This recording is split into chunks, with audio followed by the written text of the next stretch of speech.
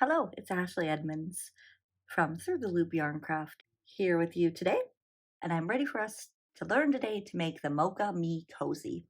This is the perfect cozy to fit around any mug for your favorite fall drink. You can finish it off with any size button you choose. I like these big wooden looking buttons, but I've made some with the smaller buttons as well that look just as cute, so the choice is yours. This pattern is available in two sizes, small and large. The small version we'll be making today. It is also available as a free written pattern on my blog, and the large size is available in the premium PDF. For the Mocha Me Cozy, it uses about 25 to 35 yards of worsted weight cotton yarn, a 5mm crochet hook, a button, your yarn needle, and some scissors. If you enjoy this video, I would love for you to hit that subscribe and like button. Make sure you don't miss out on any of my future videos or tutorials, and you'll always be notified when something new comes out. You can also head over to the blog for more freebies and tutorials, as well as sign up for the Loop newsletter. So let's grab our supplies and let's make the Mocha Me Cozy. Okay, so let's get started. As you can see, we're going to be working in back and forth rows lengthwise. So when we begin with our chain, we want to leave a nice long tail so that we can sew the button. This is our starting end. So if we leave the nice long tail, it'll be way easier to sew the button on later.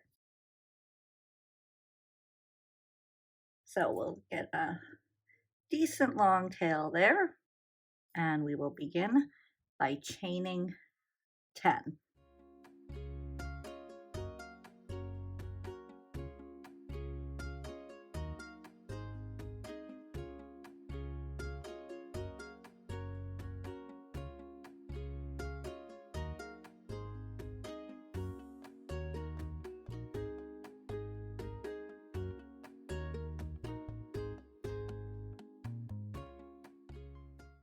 So there we have our chain of 10. And now we are going to start with a single crochet in the second chain from the hook. So single crochet, second chain from the hook, and then we are going to chain 1. Now we're going to skip a chain and single crochet into the next chain and chain 1. And we are going to repeat that all the way across. So we're just going to skip a chain, single crochet, chain 1, and repeat, single crochet, chain 1, and then a single crochet into the last stitch. And there's row 1. For this pattern, the first skipped chains, when we went into the second chain from the hook, those first 2 chains will count as a stitch. So we will have a total of 6 stitches in the first row. So for row 2, we are going to chain 2, which will also count as a stitch for row 2. And we will single crochet into the chain space right here. And chain 1. And then we're going to just do that all the way across with a single crochet into each chain space and chain 1.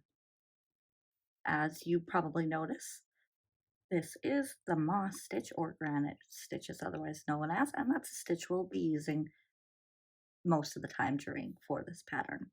So we just repeat that same all the way across, single crochet into that last chain space, chain 1, and the last stitch will go into this turn chain from the previous row,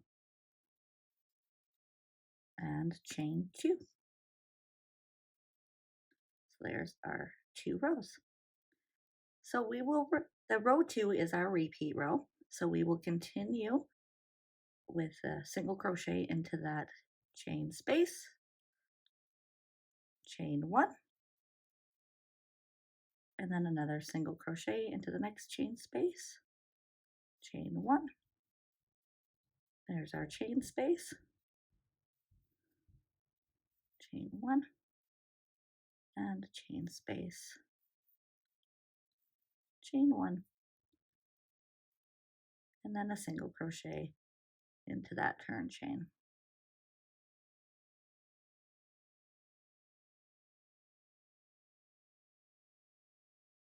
And chain 2. So for rows 3 to 28, we're just going to repeat that same thing. Single crochet into the chain space, chain 1, and repeating that across for each row. And once you have completed your 28 rows, we'll meet right back here and we'll start to do the decrease for the button. Okay, so I have finished my 28 rows and now we will start row 29. Row 29 is exactly the same as your previous rows. The only difference is at the end of this row, you're going to chain 1 instead of chain 2.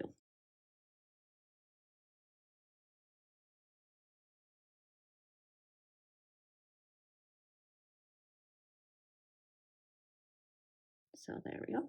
Finished that row 29, chain 1, and we will turn for row 30. So now we will begin our decreasing rows. For row 30, we will start with a single crochet 2 together in that very first stitch and in the chain space,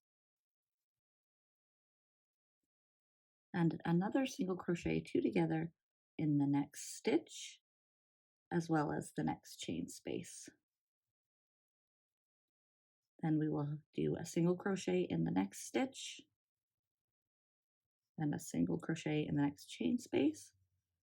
Then we will do a single crochet 2 together in the next stitch and the next chain space, and a single crochet 2 together in the last stitch and the chain 2. That turning chain there, I should say. So there we are starting our decrease. Now we will chain 1 and turn. For row 31, we're just going to single crochet in each stitch across for 6 single crochets.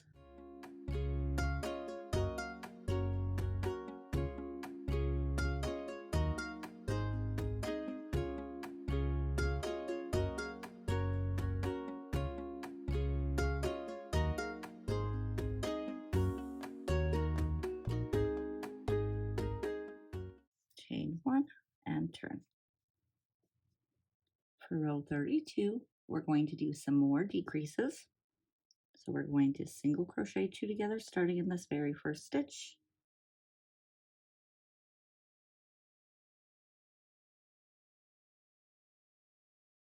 Single crochet in the next 2 stitches.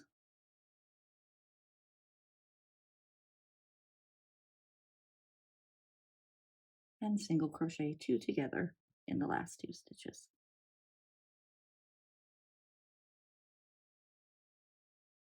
Then chain 1 and turn.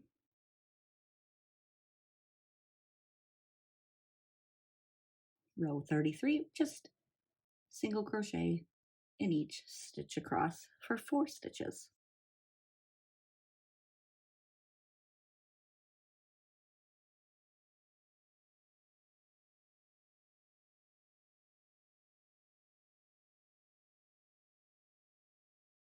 And as you can see, we're getting a little bit narrow down as we go.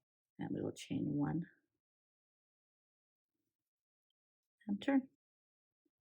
Now for row 34, our final row, we're going to single crochet into the first stitch. And this is where we will make our button loop. Then we are going to chain 4.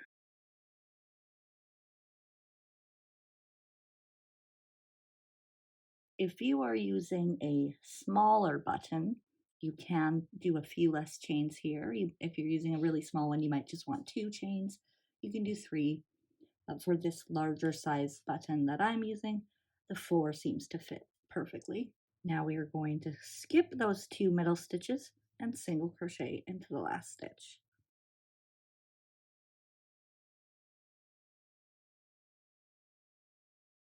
Now here you can tie off, or if you'd like, you can continue around for a border. I kind of like the rough edges. I think it gives it a neat rustic look, but feel free to add a border. Some of my testers did that and it looked really good. So here, if you'd like to do a border, go ahead. Otherwise, we will move on to the button. So I'm just going to cut my yarn and tie that off. I'm going to leave a nice tail for weaving in ends.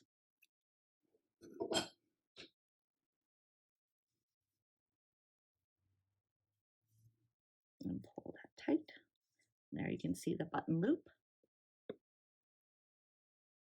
So now we are going to add our button and we're going to work back down on this side. So here we will need our yarn needle and we will just get that on there.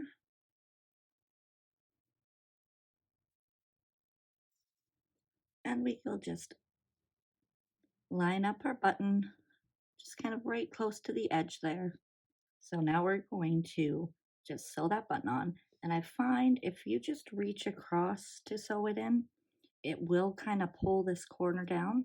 So what I like to do is kind of weave this tail over to that spot. So just kind of into the stitches a bit, just like you were weaving in your ends.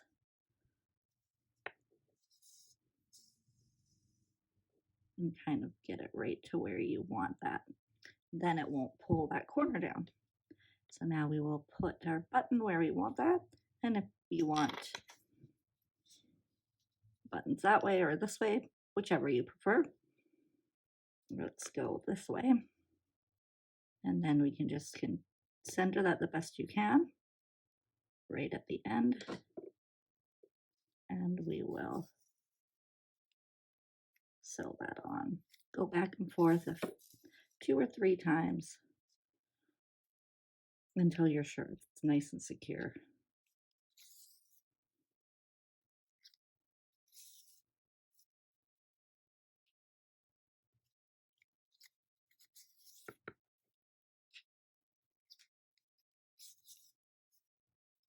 And just secure that on the back.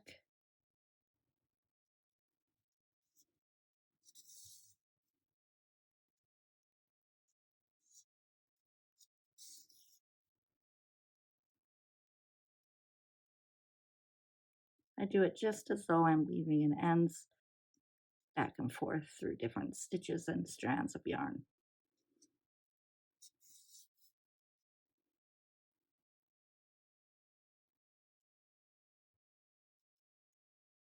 Make sure it's not going to come out. And then you're ready, just like that. Great, so now all we have to do is weave in those ends and we have our Mocha Me Cozy.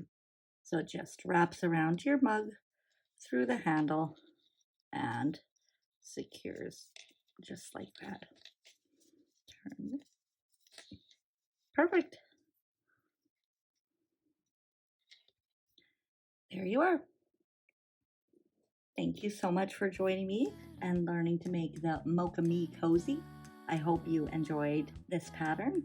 The Mocha Cozies are perfect stocking stuffers, gifts, and market stock. If you'd like to see the full written pattern for the small size or get the premium pattern with the large size, you can find them over on my blog, and there is links in the description. You can also find a full list of the tools and yarns I used. And don't forget, before you leave, hit that subscribe and like button, let me know, and check out some of the other videos and tutorials while you're here. Again, I appreciate you joining me so much. Thank you for being here, and I will see you next time. Bye!